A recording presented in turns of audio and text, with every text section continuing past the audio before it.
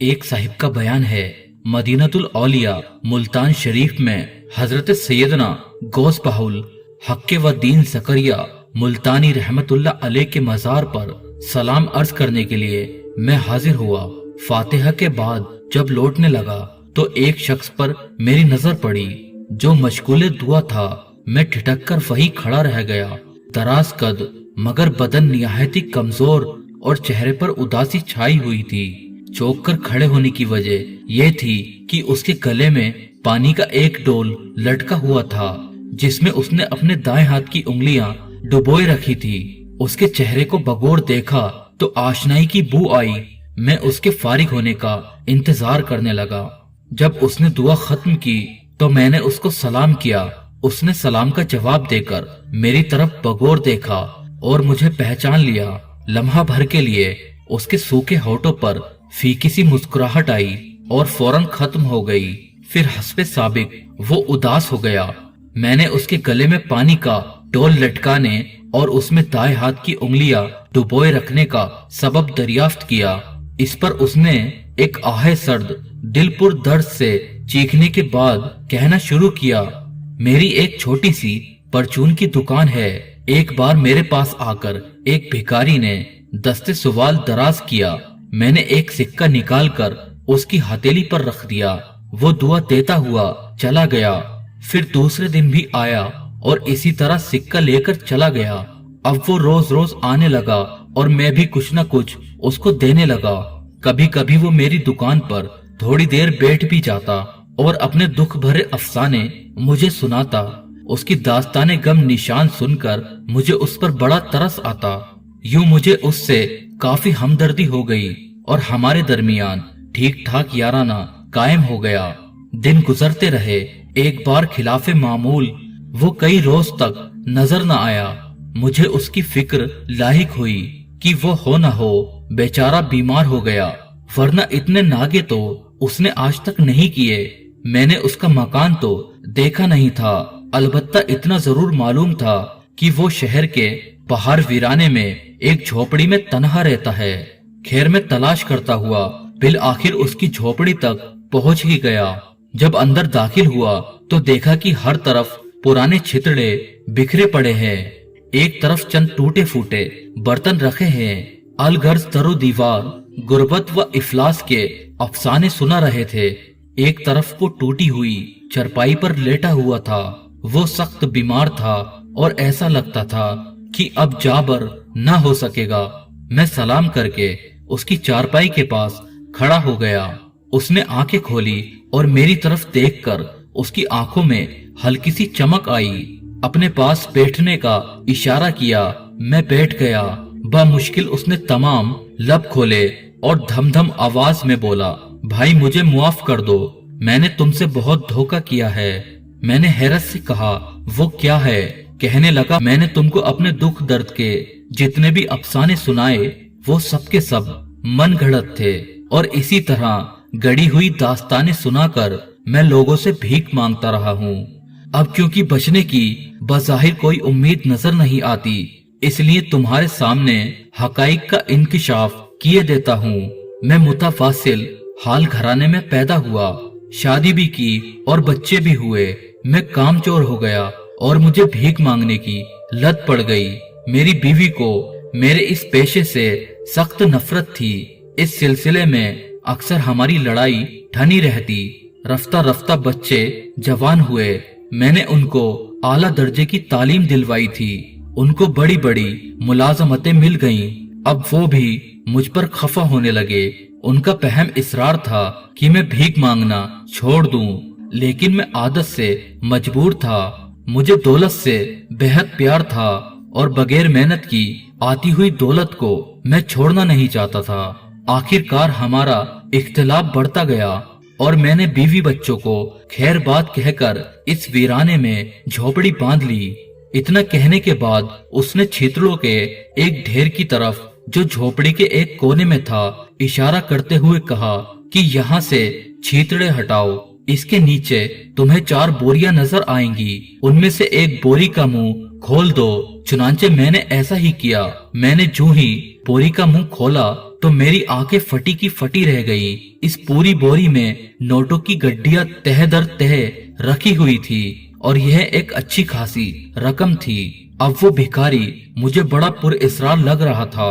कहने लगा, यह चारों बोरियां इसी तरह नोटों से भरी हुई है। मेरे भाई देखो, मैंने तुम पर एतमाद करके अपना सारा राज फाश कर दिया है।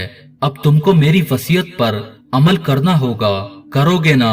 मैंने हामी भर ली तो कहा, देखो मैंने इस दौलत से बड़ा प्यार किया है, इसकी खातिर अपना भरा घर उजाड़ा, न कभी अच्छा खाया न उम्दा लिबास पहना, बस इसको देख देख कर खुश होता रहा। फिर थोड़ा रुक कर कहा, जरा नोटों की चंद गड्डियां तो उठा कर लाओ कि इन्हें थोड़ा प्यार कर लूं।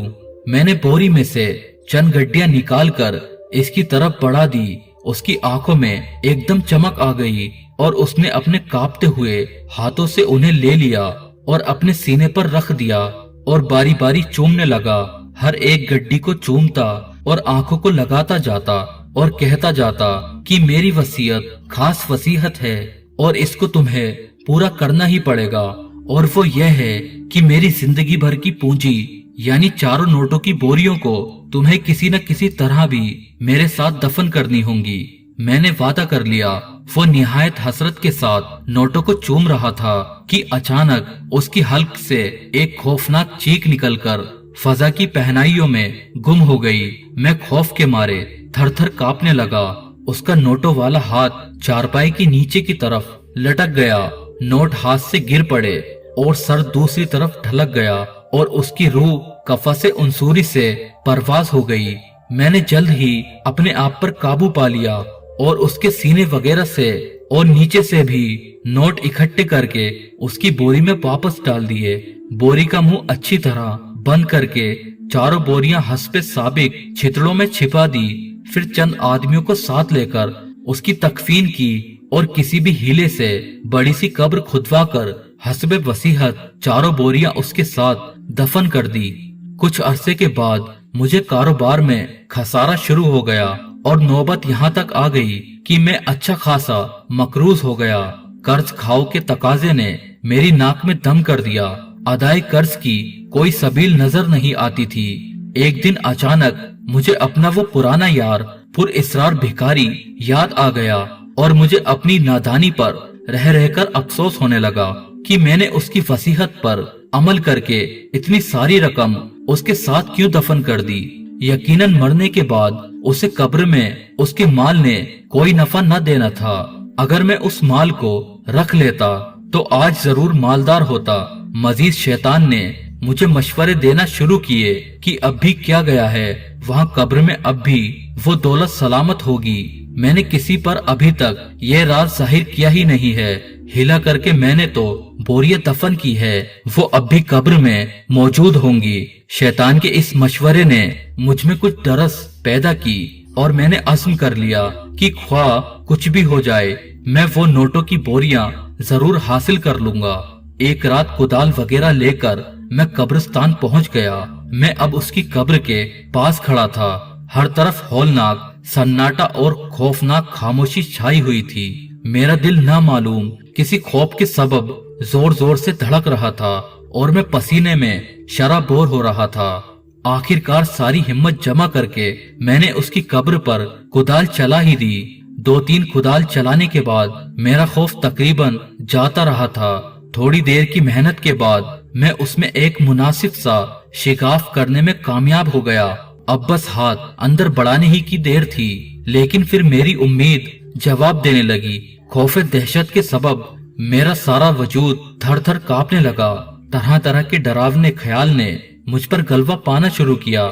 जमीर भी चिल्ला चिल्ला कर कह रहा था कि लौट चलो और माले हराम से अपनी आकीबत को बर्बाद मत करो। लेकिन बिल आखिर हिर्स व तमा और मालदार हो जाने के सुनहरे ख्वाब ने एक फिर डरस बंधाई कि अब थोड़ी सी हिम्मत कर लो, मंजिले मुराद हाथ में है। दौलत के नशे ने मुझे अंजाम से बिल्कुल गाफिल कर दिया और मैंने अपना सीधा हाथ कब्र के शिगाफ में दाखिल कर दिया। अभी बोरी टटोल ही रहा था کہ میرے ہاتھ میں انگارہ آ گیا۔ درد و کرب سے میرے منہ سے ایک زوردار چیخ نکل گئی اور قبرستان کے سناٹے میں گم ہو گئی۔ میں نے ایک دم اپنا ہاتھ قبر سے باہر نکالا اور سر پر پاؤں رکھ کر بھاگ کھڑا ہوا۔ میرا ہاتھ بری طرح جھلس چکا تھا اور مجھے سخت جلن ہو رہی تھی۔ میں نے خوب رو رو کر بارگاہ خداوندی میں توبہ کی اور میرے ہاتھ کی جلن نہ گئی۔ اب تک بے شمار ڈاکٹروں اور حکیموں سے علاج بھی کرا چکا ہوں، لیکن ہاتھ کی جلن نہیں جاتی۔ ہاں، انگلیاں پانی میں ڈبونے سے کچھ آرام ملتا ہے، اسی لیے ہر وقت اپنا دایاں ہاتھ پانی میں رکھتا ہوں۔ اس شخص کی یہ رقت انگیز داستان سن کر میرا دل ایک دم دنیا سے اچاٹ ہو گیا۔ دنیا کی دولت سے مجھے نفرت ہو گئی اور بے ساختہ قرآن عظیم کی یہ آیت مجھے یاد آ گئی۔ اللہ کے نام سے شروع جو نہایت مہربان رحم والا۔ تمہیں غافل رکھا مال کی زیادہ طلبی نے، یہاں تک کہ تم نے قبروں کا منہ دیکھا۔ ناظرین حضرات، دیکھا آپ نے مال کی محبت نے کس قدر تباہی مچائی۔ بھکاری اپنے مال حرام کو چومتے چومتے مرا اور اس کا دوست اس مال حرام کو حاصل کرنے گیا تو اس مصیبت میں پڑا۔ اللہ تعالیٰ اس پر اسرار بھکاری اور اس کے دوست کے گناہوں کو معاف فرمائے اور ان دونوں کی بے حساب مغفرت کرے، اور یہ دعا ہم گناہ گاروں کے حق میں بھی قبول فرمائے۔